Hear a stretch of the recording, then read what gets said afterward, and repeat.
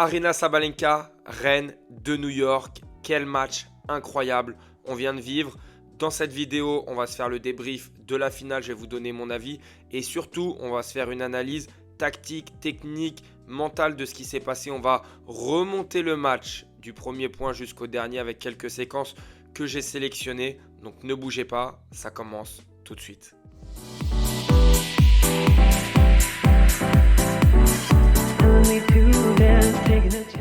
Quel match, vraiment quel niveau de jeu entre les deux joueuses. Une vraie partie de ping-pong, mais pas que. Beaucoup de finesse, vraiment un plan tactique établi chez les deux joueuses. Franchement, j'ai adoré ce match. On va commencer avec les statistiques, comme d'habitude, de la rencontre. On voit que les deux joueuses sont à plus de 60% de premier service, mais tout de suite, il y a une stat qui doit vous marquer comme ça quand vous ouvrez la vidéo et que vous tombez dessus, c'est évidemment là, les petits 21% derrière la seconde balle de Pegula. Alors Pegula a plutôt bien servi derrière sa première balle, mais en fait, Sabalenka, c'est un rouleau compresseur. Mais c'est hallucinant la qualité de relance qu'elle a, vraiment, c'est complètement fou. Donc voilà, c'est elle qui s'en sort, elle remporte son titre. L'année dernière, ce n'était pas passé. Cette année, c'est pour elle. Et nous, on va pouvoir commencer tranquillement le débrief de cette finale avec forcément les deux joueuses, la petite photo au départ. Et puis on va commencer par le début du match où Pegula rentre plutôt bien dans cette partie puisque c'est elle qui va faire le premier break. Et on voit ici tout de suite, elle décide de relancer très proche de sa ligne de fond de court pour couper les trajectoires. C'est quelque chose qui est très intéressant puisque ça enlève du temps à Sabalenka, elle qui adore frapper fort, ça on le sait, on est au courant, elle adore avoir du temps. Et tout de suite, on a ce petit jeu où Pegula peut un petit peu s'envoler, j'ai envie de dire. Mais on a une Aryna Sabalenka qui coupe les trajectoires. On voit que sur ce coup-là, elle ne va pas le faire qu'une seule fois. Elle fait le pas supplémentaire pour pouvoir couper la trajectoire et aller jouer court croisé sur ce coup droit. Franchement, j'ai adoré ce qu'elle a produit. On va en parler tout au long de cette vidéo. Et à ce moment-là, on voit un cri tout de suite pour être dans sa partie.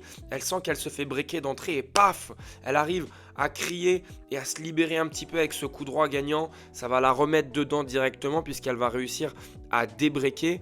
Et là, on continue, on voit que Pegula, elle se jette dans la balle.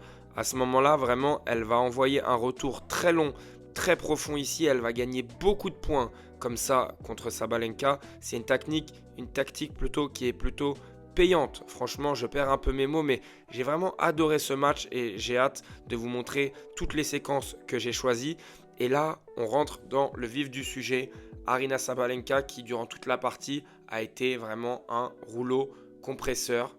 Et les gros progrès qu'elle a pu faire, en tout cas que j'ai noté, c'est dans la transition où elle va vers l'avant. Elle n'hésite plus à faire un coup d'attaque un peu moins bon, un peu moins percutant si je puis dire, et elle n'a pas peur de finir au filet. Elle a eu des stats au filet aujourd'hui complètement folles, on va les voir, elles vont s'afficher plus tard dans la vidéo, mais à ce moment là elle en met un petit peu moins et elle n'a pas peur de finir avec un smash. C'est vraiment une séquence que j'ai trouvé extrêmement intéressante.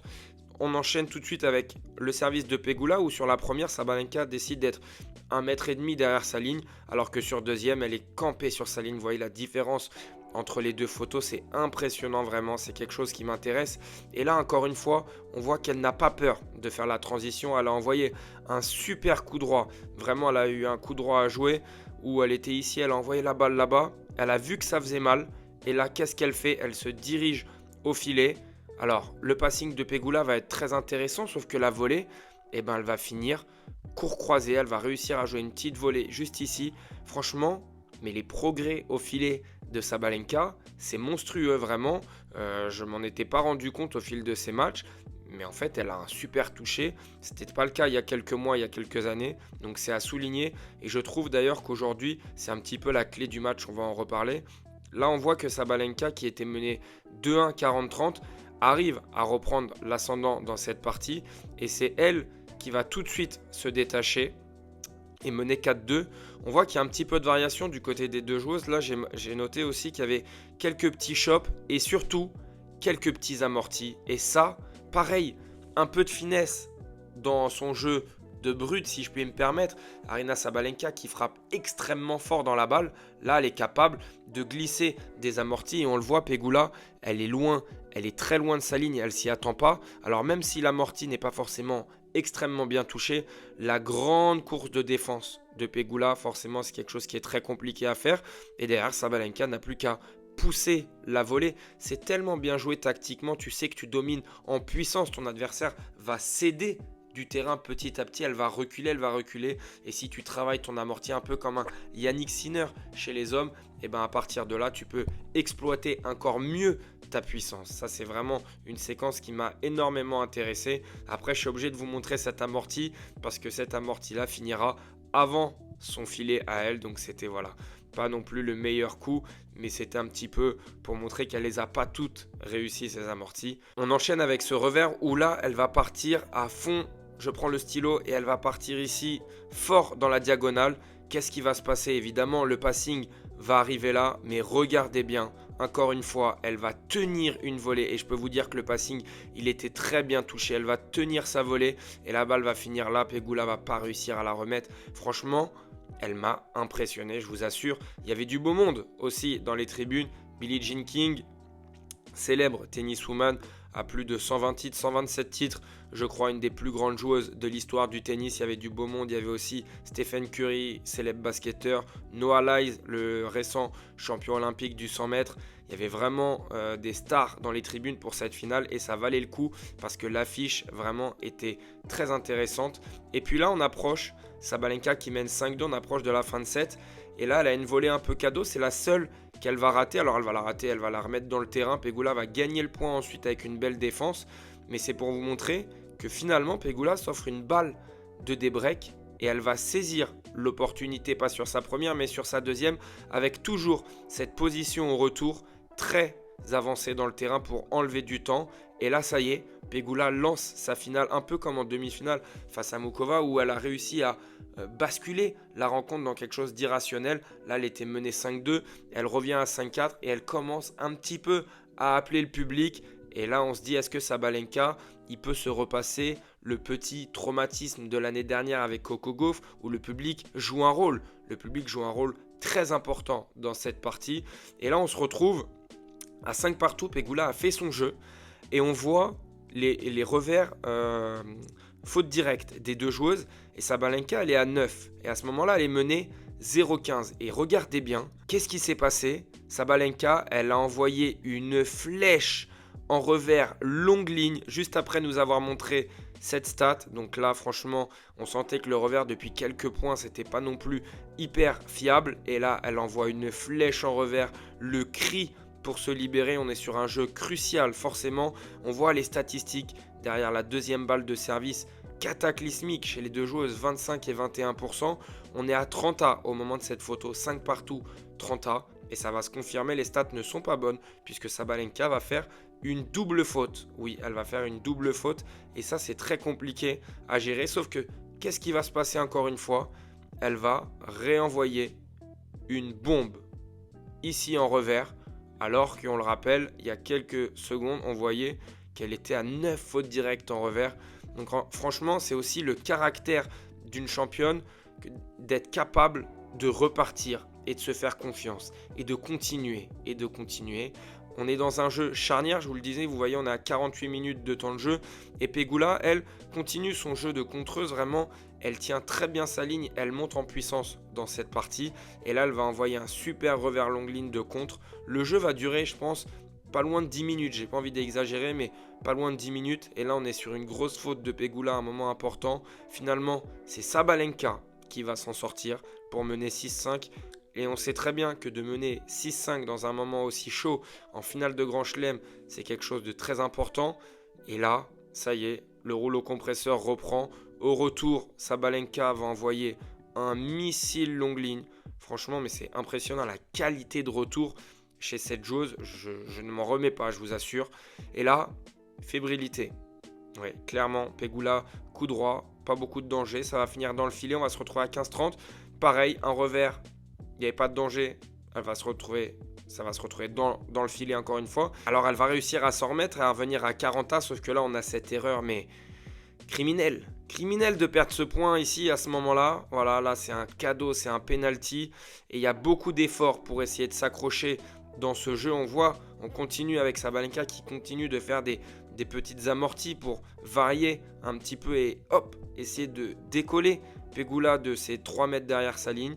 Mais bon, au final, ça va payer avec un passing en 2 temps. Sabalenka qui dans ces moments-là, voilà, retrouve ce qui a marché en début de match, l'amorti, le passing, alors que c'est quelque chose qui de base n'est pas forcément ancré dans son jeu. Et ensuite, encore une fois, regardez une balle pour revenir à 6 partout de la part de Pegula. On est sur un jeu, encore une fois, vous voyez tout à l'heure on était à 5 partout, 48 minutes, là on arrive à 1 heure de jeu. Et là, Sabalenka va tenir une volée pour la mettre dans le contre-pied, mais c'est parfaitement tenu, on voit qu'elle s'ajuste, elle se baisse, l'ancrage est bon, la main est bien tenue. Franchement, c'est une petite merveille cette volée à ce moment-là du match. Et on le voit, à ce moment-là, ils nous mettent les stats. 12 sur 13 sur les points au filet. 12 sur 13, Sabalenka sur les points gagnés au filet.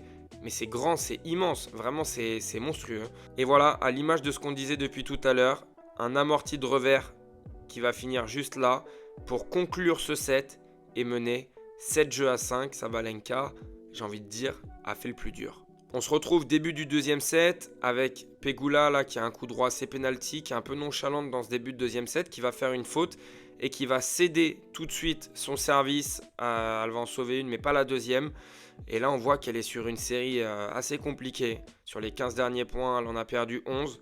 Je trouve que Sabalenka, à ce moment-là, gère très bien le moment. On voit qu'elle souffle, elle prend son temps, elle s'enflamme pas, elle reste concentrée. Et sauf qu'un match de tennis, ça peut aller très vite. Donc là, on voit qu'elle continue à prendre la balle très tôt en deuxième balle. Elle va envoyer un super retour. Un super retour, vraiment. Je perds le stylo, il est là, mon stylo, pour aller droit devant. La balle va finir ici, droit devant. Et là, 30-40. Alors, j'ai pas l'image. 30-40, c'est un petit peu une balle de match, mais elle va pas réussir à faire le double break. Pegula va se remettre dans la partie avec un super coup droit croisé. Et qu'est-ce qui se passe à ce moment-là? Voilà, tu as loupé une balle de break. On le dit jamais assez. Le jeu d'après, tu es en difficulté. Et Pegula va faire le débreak et confirmer avec son jeu de service. Ça va vite, ça va très vite, ça défile. Et regardez bien, Pegula va même passer devant. Elle arrive à mettre 4 jeux de suite alors qu'il y avait balle de 4-0 pour Sabalenka. Là, on rentre clairement dans quelque chose d'irrationnel qui ne s'explique pas. Pegula ne joue pas mal, mais Sabalenka jouait beaucoup mieux et ça tournait toujours de son côté. Et ben là, ça tournait un petit peu moins de son côté, une petite faute de plus. Pegula qui arrive à contrer aussi un petit peu mieux et la voilà qui elle passe devant. Donc à ce moment-là, on se dit, bon, ça y est, elle est enfin dans sa partie. Sauf que là, il se passe quelque chose de fou. Là, il se passe quelque chose de fou. On a Pegula, je vous explique, qui fait un premier service, let, puis faute. Elle n'a pas l'air de trop s'en rendre compte. Et là, elle retente une première balle pensant que elle c'était une let. Sauf qu'en fait, elle s'est trompée. Et bah forcément, ça fait double faute. Et elle relance Sabalenka dans ce jeu alors qu'elle aurait pu mener 5-3. Heureusement pour elle, sans conséquence, elle va réussir à remporter son jeu. Sauf que Sabalenka va aussi confirmer derrière 5-4. Et là, Pegula doit servir pour le set. On sait que c'est des moments qui sont toujours très compliqués. Regardez-moi cette merveille de volée. Le premier point du jeu. Voilà, quand tu commences le jeu comme ça, tu sais que derrière, il ne peut pas t'arriver grand chose. Elle fait cette volée de revers qui va finir, je prends le stylo magique, qui va finir juste ici. Franchement, monstrueux Sabalenka dans tous les secteurs aujourd'hui. Et là, on est sur une joueuse en confiance puisqu'elle vient de rater les 2 premières. Il y avait 0,40. La balle arrive quand même d'ici. Elle arrive à tenir un gainage pour faire une rotation monstrueuse qui va finir là. On le voit sur le screen d'après. La balle, elle est juste ici, pile juste avant la ligne. C'est quelque chose de tellement dur à faire quand la balle arrive croisée pour changer de direction et jouer longue ligne. Ça y est, on y est. 5 partout. Sabalenka va réussir à remporter son jeu de service. Et Pegula commence plutôt bien 15-0, sauf que là, encore une fois, on en a parlé tout au début de la vidéo.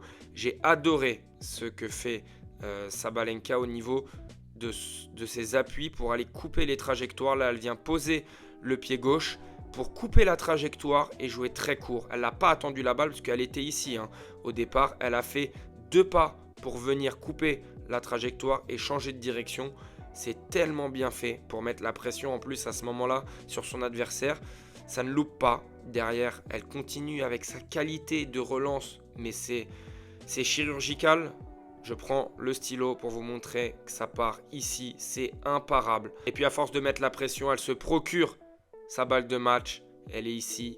Penalty, elle ne va surtout pas la rater pour ensuite jouer décroisé et s'offrir le premier US Open de sa carrière. Voilà, c'est une victoire pleine de maîtrise globalement avec quelques petits trous d'air qui auraient pu lui coûter cher, mais elle a appris de sa défaite de l'année passée face à Coco Gauff. Elle a montré de la rébellion.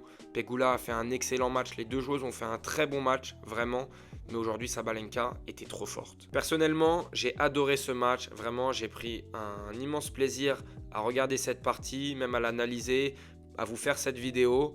Donc n'hésitez pas à mettre un petit like, ça coûte rien, moi ça m'aide énormément. Si vous aimez mon boulot, vous pouvez aussi vous abonner pour ne rien rater. On se retrouve comme d'habitude sur toutes les autres plateformes et on se voit demain pour la finale homme entre Tyler Fritz et Yannick Sinner.